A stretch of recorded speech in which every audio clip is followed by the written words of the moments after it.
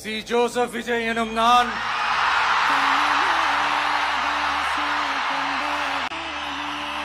இந்திய அரசியல் அமைப்பின்பால்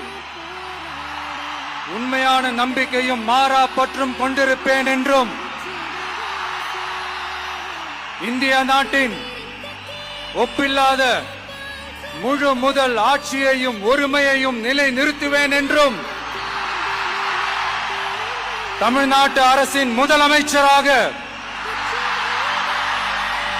உண்மையாகவும் உளச்சான்றின்படியும் என் கடமைகளை நிறைவேற்றுவேன் என்றும்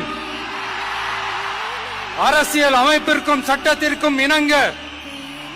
அச்சமும் ஒருதலை சார்பும் இன்றி விருப்பு வெறுப்பை விலக்கி பலதரப்பட்ட மக்கள் அனைவருக்கும்